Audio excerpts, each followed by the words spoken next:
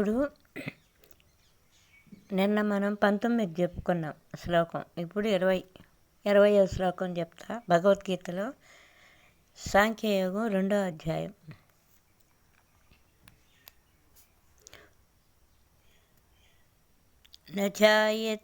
నజాయతే మ్రియతే న కదాచిత్ నాయం భూత్వా భవితా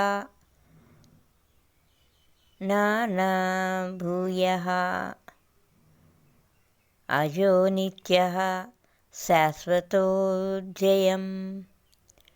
పురాణో న హన్యతే హన్యమానే శరీరే. అంటే ఈ ఆత్మ ఏ కాలమునందును పుట్టదు, గిట్టదు, పుట్టి ఉండున్నది కాదు. అంటే పుట్టే ఉంది అని అనుకోవడానికి లేదు. ఆత్మ ఏ కాలంలో పుట్టదు, ఏ కాలంలో నశింపదు.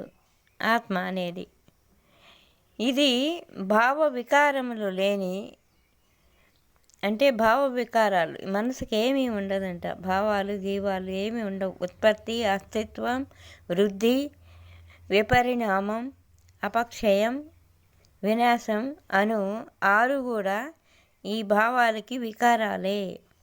ఇది జన్మ లేనిది. జన్మ పుట్టుక అనేది ఉండదు దానికి. ఆత్మకి ఆత్మ నిత్యము, శాశ్వతం.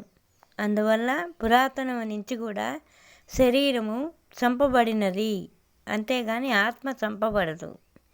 ఇది దీనికి అర్థం, దీని భావం.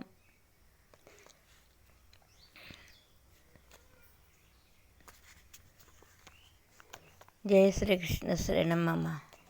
సర్వే జనా సుఖినో భవంతు, సమస్త సన్మంగళాని భవంతు.